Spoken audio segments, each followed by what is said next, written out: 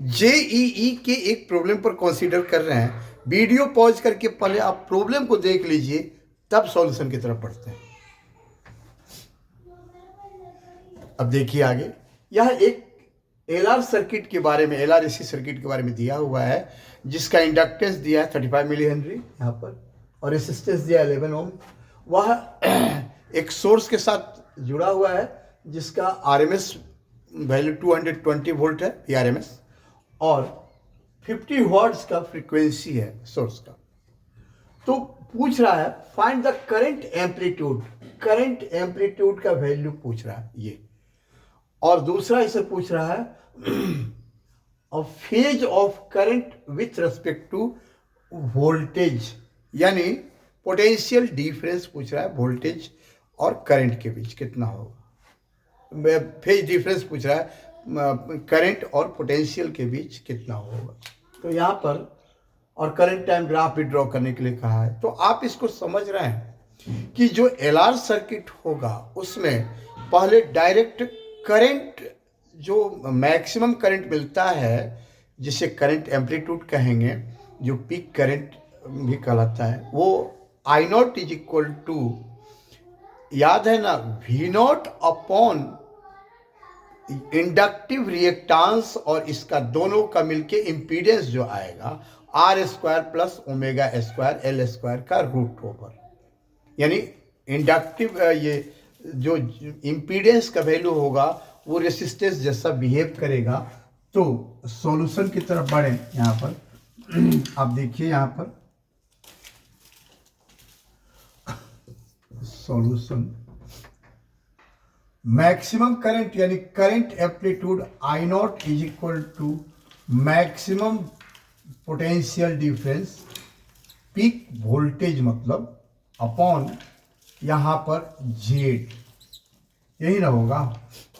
ये maximum current यानी current amplitude जो पूछा हुआ है। वी नॉट का वैल्यू यहाँ नहीं दिया है, वी आर एम एस दिया हुआ है, और जेड का वैल्यू हम लिख देंगे यहाँ पर, एल आर सर्किट है तो under root R square plus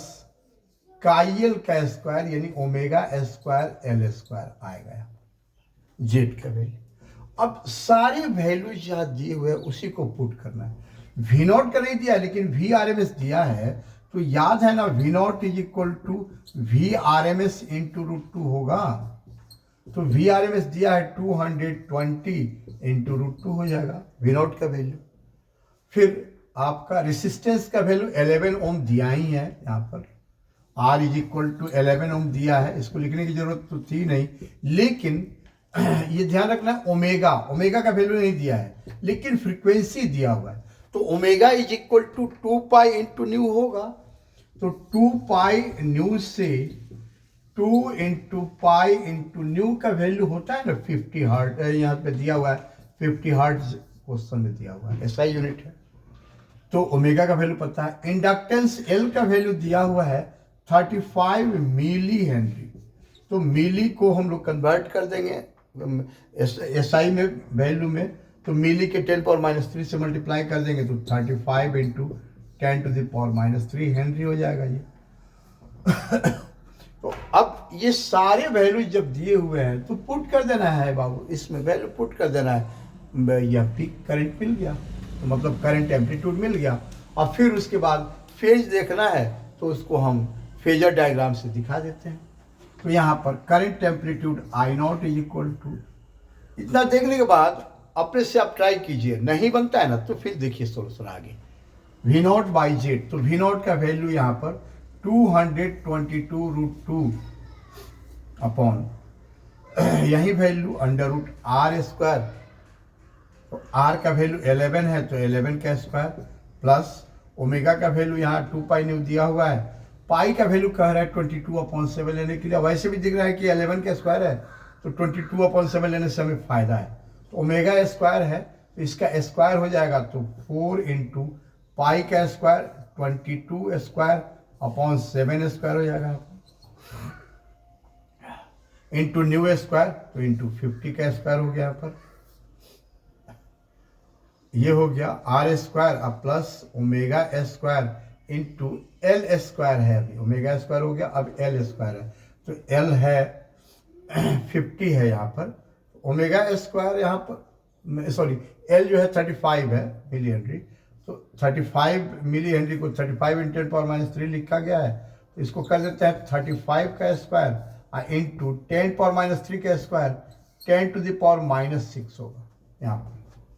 तो यही I0 का वैल्यू हो गया। देखिए ना कैलकुलेशन बहुत इजी है, थोड़ा सा कैलकुलेशन अब हमको तो नहीं करना चाहिए फिर भी दिखा देते हैं आप लोगों को। यहाँ पर 11 स्क्वायर है, यहाँ भी 11 स्क्वायर दिख रहा है, तो 11 स्क्वायर को क्यों नहीं कॉमन ले लें हम, तो ऊपर हो जाएगा 222 और √2 अपॉन नीचे 11 बाहर निकल गया, 11 स्क्वायर कॉमन लिए तो बाहर 11 हो जाएगा, यहाँ हो जाएगा 1 प्लस, यहाँ ध्यान दीजिए 22 यहाँ 7 का स्क्वायर है, तो 7 का स्क्वायर 35 का स्क्वायर है, तो 7 5 जब 35 होगा, तो यहाँ 5 का स्क्वायर बचा यहाँ 5 का स्क्वायर हो गया, यहाँ पर 11 स्क्वायर कॉमन ले लिया हमने, तो 2 स्क्वायर बचा, तो 4 × 2 स्क्वायर हो गया यहाँ पर, इंटू 50 स्क्वायर को 100 स्क्वायर बाई 2 स्क्वायर लिख सकते हैं, आसानी से कैलकुलेशन होगा। और 35 स्क्वायर को लिख देंगे, यहाँ पर 7 के स्क्वायर से कैंसिल हो गया है, तो 5 का स्क्वायर बचा यहाँ पर, इंटू 10⁻⁶ है, तो 10⁻�6 बचा। अब देखिए ना, अब यहाँ पर कैलकुलेशन आगे देखिए, ध्यान दीजिए आप, नीचे नहीं दिख रहा था, देखिए आगे बढ़ाए, अब इसको लिख सकते हैं 11 से कैंसिल होगा 20 हो जाएगा, 20√2 आ जाएगा यहाँ पर और नीचे यहाँ पर, यहाँ 4 से 2 स्क्वायर कैंसिल हो गया, यहाँ पर 4 से 2 स्क्वायर ये कैंसिल हो गए, अब 2 स्क्वायर × 5 स्क्वायर 10 का स्क्वायर हो गया, तो यहाँ 10 स्क्वायर यहाँ 100 मतलब 10 का पावर 4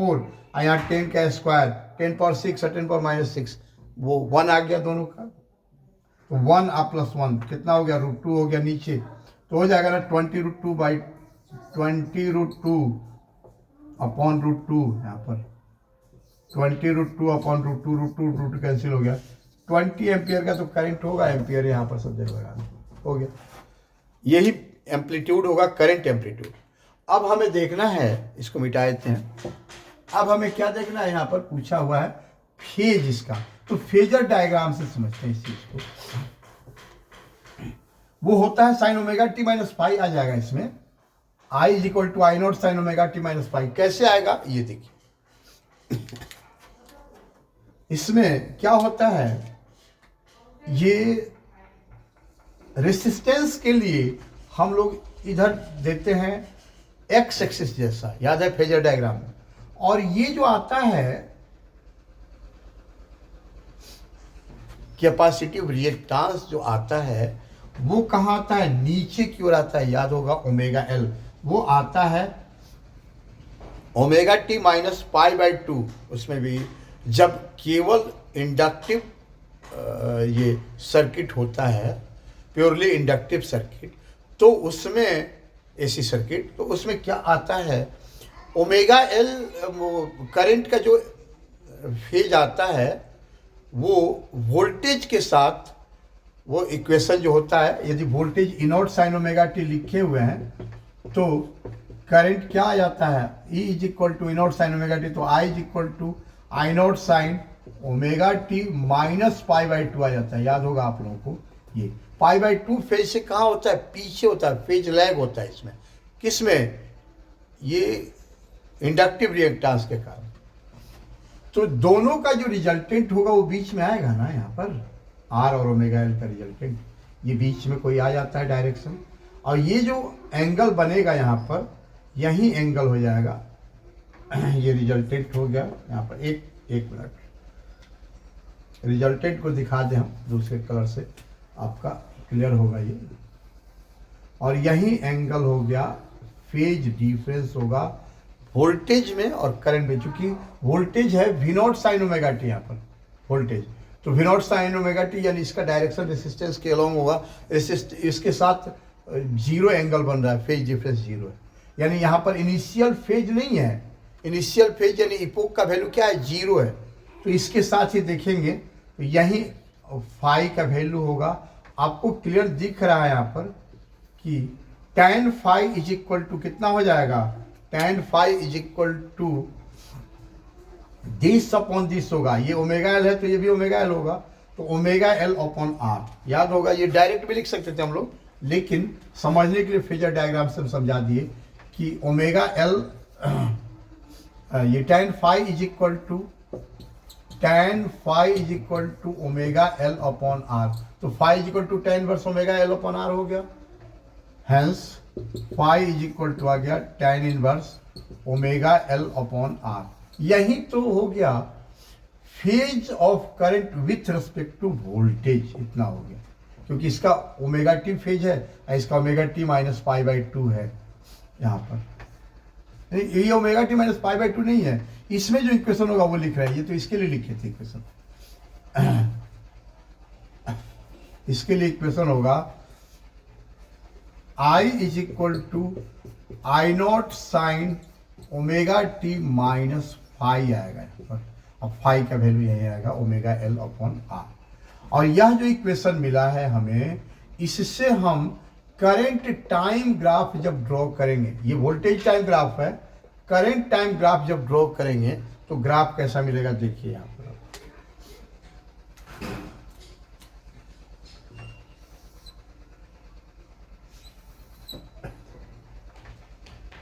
इसको और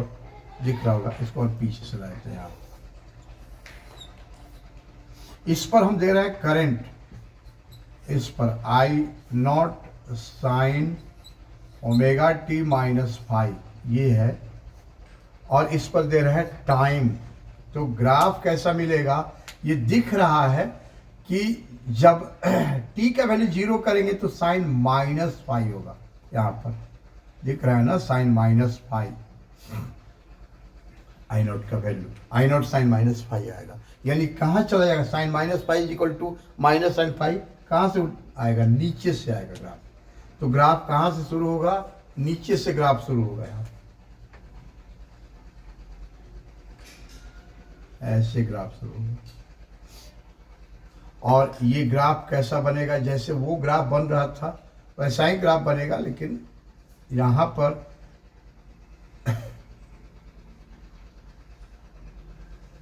ये ग्राफ ऐसे बनेगा। ग्राफ में क्या डिफरेंस है, t इज इक्वल टू 0 पर v इज इक्वल टू 0 है, देख रहे हैं 0 0 से ग्राफ का शुरू हुआ है, लेकिन यहाँ t इज इक्वल टू 0 पर i इज इक्वल टू 0 नहीं है, बल्कि ये क्या है, minus I naught sine omega T sine phi है। यहाँ पर t इज इक्वल टू 0 पर minus I naught sine phi है, ये वैल्यू ये 0 है यहाँ। और यहाँ पर ऐसे ही अब ग्राफ जो मिलेगा, ये वैल्यू यहाँ पर देखेंगे कि यहाँ पर टाइम का वैल्यू क्या होगा, यहाँ पर t का वैल्यू जब ये 0 है, तो इसको जब 0 कर देंगे तो टाइम का वैल्यू क्या होगा, यहाँ पर दिख रहा है ओमेगा टी, जब ये 0 होगा तो ये पूरा 0 होगा, यानी sine omega T minus five is equal to 0, तो omega T minus five is equal to या तो 0 होगा या पाई होगा या 2 पाई होगा, ऐसे देखेंगे हम लोग। तो omega T minus five, omega T is equal to यहाँ पर फाइव आ गया, omega T minus five is equal to 0,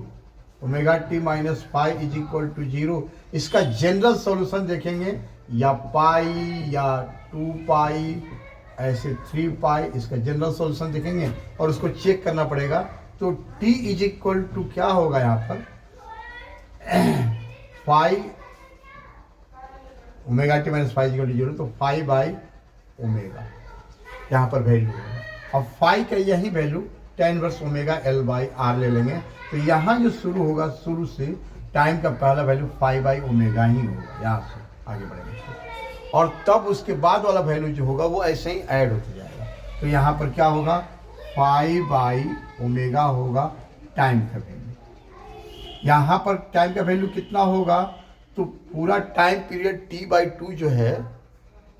ये टाइम पीरियड t जब है, तो यहाँ पर यहाँ से और यहाँ के बीच डिफरेंस t बाई 2 का होगा, तो 5 बाई ओमेगा प्लस यहाँ पर t बाई 2, तो ये वैल्यू होगा कितना, t by 2 plus 5 by omega. अब t बाई 2 जो वैल्यू है, इसको भी हम लिखना चाहें तो t इज इक्वल टू 2π/ω होता है, याद है, तो उसके फॉर्म में लिखेंगे यहाँ पर, तो t इज इक्वल टू 2π/ω, 2 कट जाएगा, π/ω होगा। यहाँ पर